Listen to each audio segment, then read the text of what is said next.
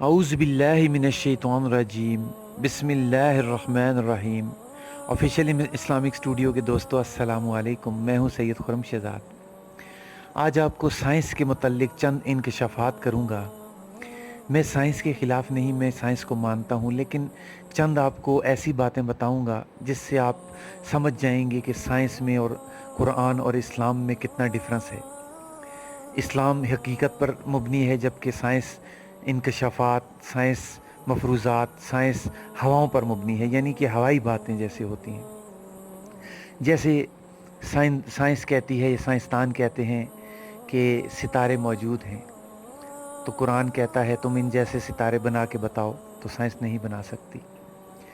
Science کہتی ہے آسمان موجود ہے، تو کیا قرآن کہتا ہے اس جیسا آسمان بنا کر بتاؤ، تو سائنس پریشان ہو جاتی ہے۔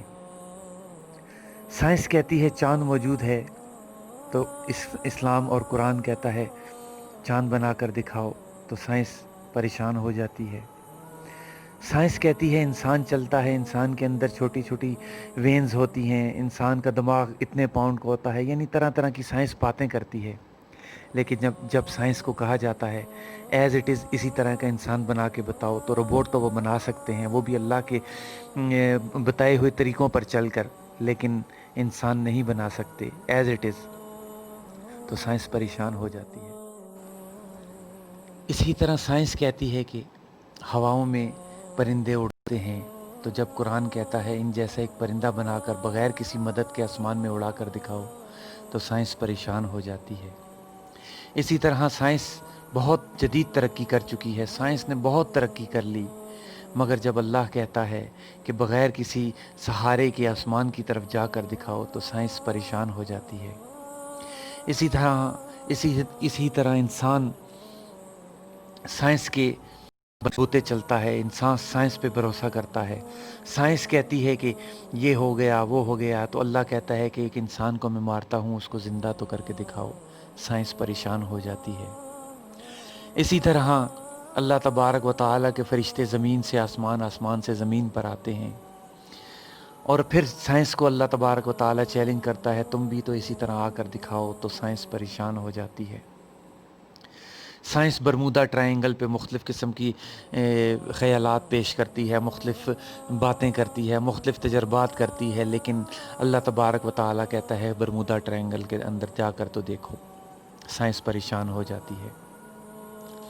اسی طرح سائنس مختلف قسم کی باتیں کرتی ہے، ہوائی باتیں، مگر قرآن اور اسلام حقیقت پر مبنی باتیں کرتا ہے۔ سائنس کہتی ہے کہ آسمان کے اندر 7 آسمان ہیں، یعنی کہ ایک آسمان کے اوپر مزید 6 اور آسمان ہیں، تو اللہ تبارک و تعالیٰ چیلنج کرتا ہے ان میں سے ایک جیسا آسمان تو بنا کر دکھاؤ، تو سائنس پریشان ہو جاتی ہے۔ تو یہ سائنس کس کام کی، جو ایک کسی مفروضے پہ کام نہ کر سکتی ہو، جو حقیقت پہ کام نہ کر سکتی ہو۔ سائنس صرف دکھلاوی چیز ہے، ہوائی باتوں کی جیسی چیز ہے، حقیقت میں سائنس کا کوئی وجود نہیں۔ میں یہ نہیں کہتا کہ سائنس کے اندر کوئی ایسی چیز نہیں، سائنس نے بہت ساری ایجادات کی ہیں جس میں گاڑیاں، مختلف قسم کی چیزیں، لیکن وہ ایک دنیاوی چیزیں ہیں۔ ایسی چیزیں سائنس کبھی نہیں بنا سکتی کہ جو اللہ تبارک و تعالیٰ نے تخلیق کی، ان کے اندر سائنس کوئی رد و بدل، کوئی تبدیلی نہیں کر سکتی۔ سائنس نے بہت کچھ بنایا، بہت ترقی کی، میں مانتا ہوں، مگر سائنس اتنی ترقی نہیں کر سکتی جتنا کہ اسلام اور قرآن نے کی، جتنا کہ اللہ تبارک و تعالیٰ نے ہمیں دی، یعنی کہ مسلمانوں کو دی۔ اتنی سائنس ترقی نہیں کر سکتی۔ تو یہ میں آپ کو صرف چند چیزیں سمجھانا چاہتا تھا۔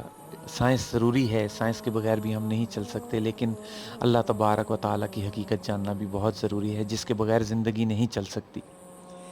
اگر اللہ تبارک و تعالیٰ سب کچھ تباہ کر دیں تو سائنس کچھ بھی نہیں کر سکتی۔